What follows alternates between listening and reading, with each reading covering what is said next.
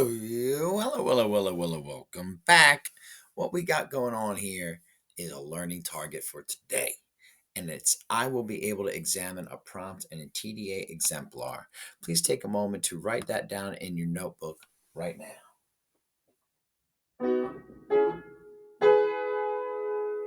All right.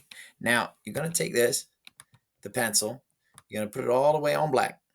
And I'd like you to bring it across maybe about, oh, whoopsie daisy, undo. Maybe about 4 times. One, just cross all this part out, right? And let's take a moment to talk just about learning target.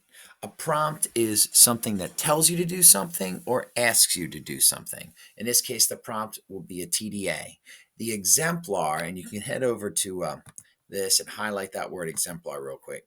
All right, the word exemplar means an example and it's a way of showing you how to do something. So that's what we're doing today, because I noticed that some of us seem a little unfamiliar with what TDAs demand or are, or what we need to do, and all the thinking that goes into them. So today is that day.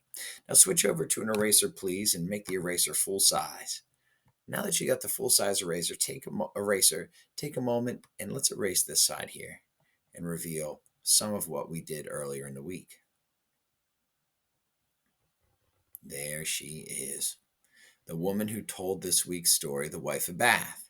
She's had 5 husbands, and as she tells her story, she explodes moments because she wants to tell you a little bit about herself, about the way she views the world, and also she wants to tell you an entertaining story. Next, please reveal this little bit here.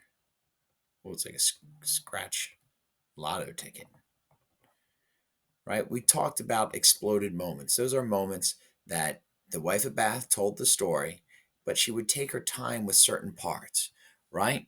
For instance, get that highlighter. Go over to yellow. In the beginning, she goes pretty quick. Sir Salvio comes in and offends everybody. He's about to get his head cut off, but then he has to go on a mission. He goes around the world trying to discover what it is that women most desire. He even ends up at one point in the like North Pole or something like that, right? Switch over to green. But then enter the old hag, who ends up revealing to him the answer to the riddle, which is women want to do what they want to do, right? And he has to marry the old hag, and that's kind of where this essay starts. The essay is going to be based on this rubric, and we'll look at the rubric a little bit more tomorrow. But suffice it to say that answering the prompt thoroughly and completely is a big part of that rubric, and we'll be writing it by hand tomorrow or on a Friday. So the prompt that we're addressing is this. When telling a story, there are small moments and big moments. How and why does the wife of Bath explode specific moments in her story? Use the text to explain your answer. Take a moment. What are the 2 most important words in that prompt?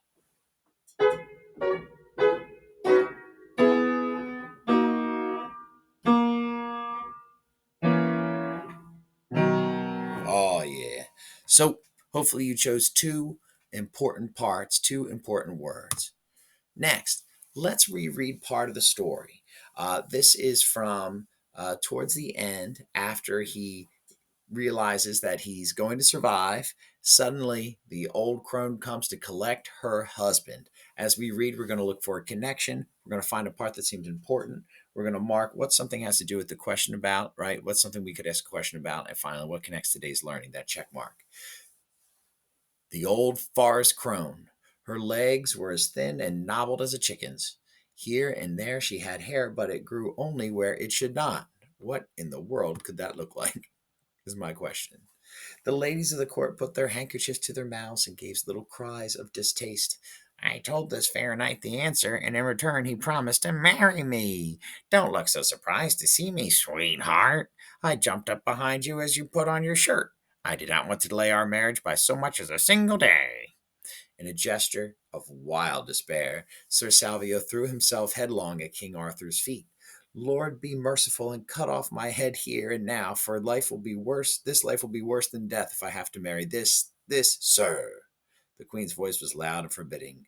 Kindly remember that chivalry is the first law of this court. Chivalry we've talked about before with the Castle Diary. So I'm going to put a important little idea there.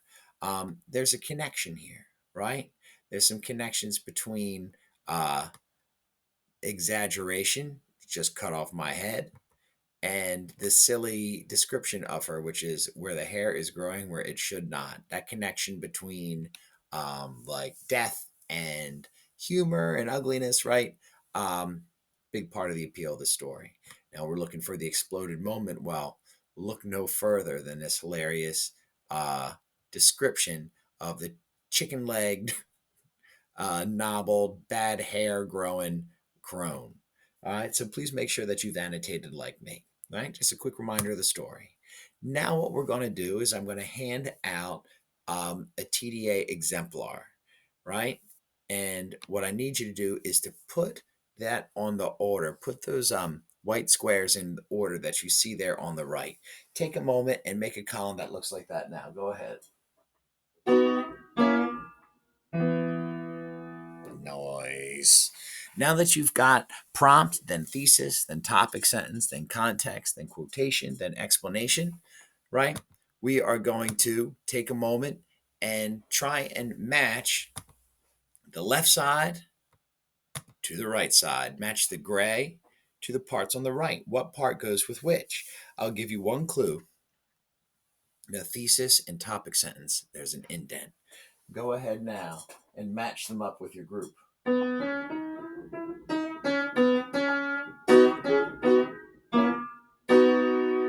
All right.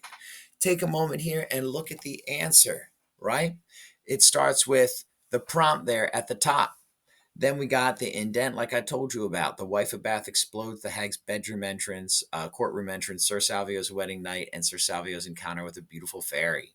All right, then we have a whole new paragraph. So we indent again. The wife of Bath explodes the hag's court entrance. Then we have that long retelling of the story. That's the context, the lead up to the quotation about her thin and knobbled chicken's legs and her hair that grows everywhere. The court being upset with her insane appearance.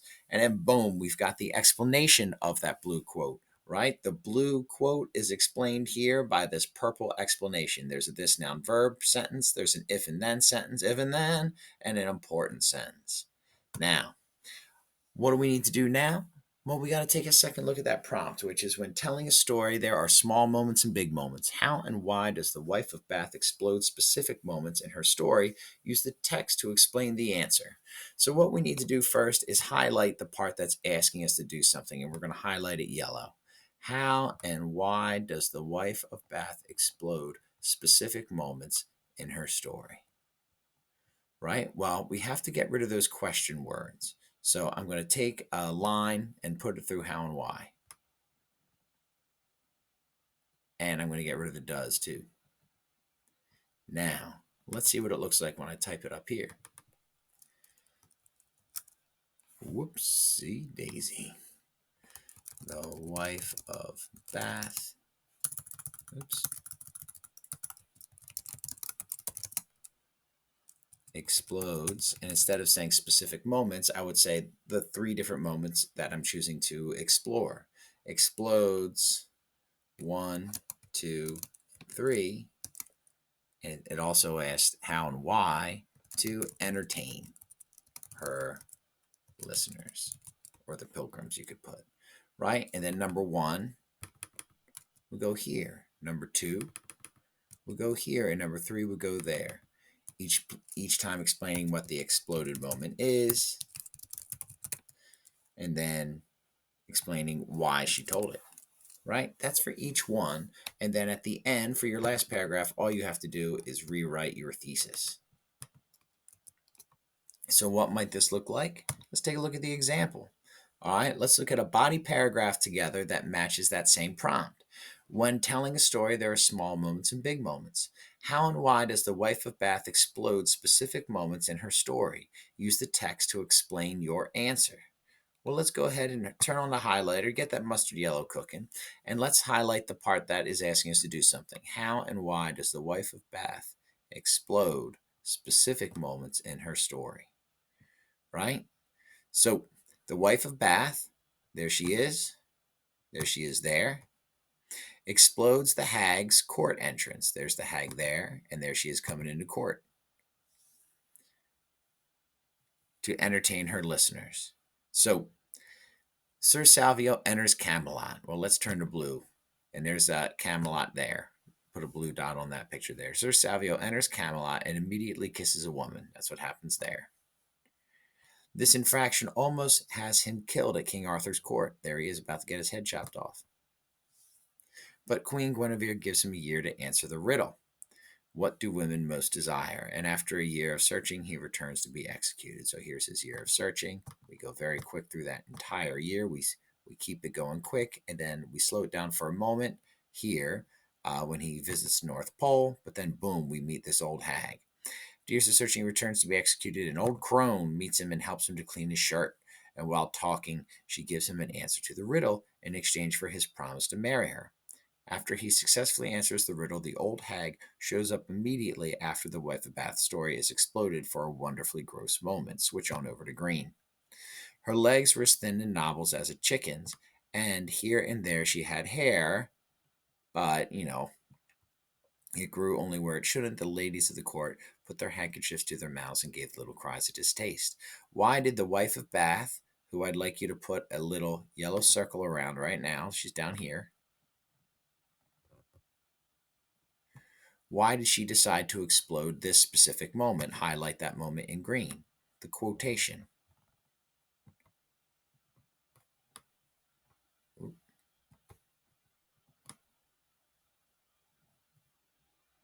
Whoop.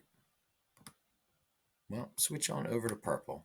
This hilarious exploded moment makes fun of the unsightly crone. So we've got who's being made fun of? The crone over here. Purple dot on both. If the wife of Bath, there she is there, put a purple dot on her. If the wife of Bath had just said, the crone came into the courtroom, here's that crone again, then the moment would be unexploded and boring. This important attention to humorous, hairy detail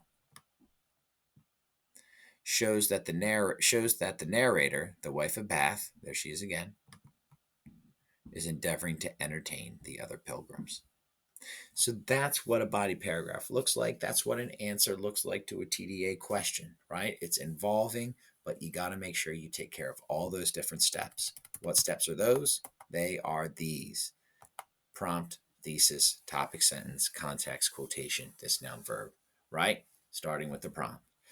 Good luck, go get them, and have fun today.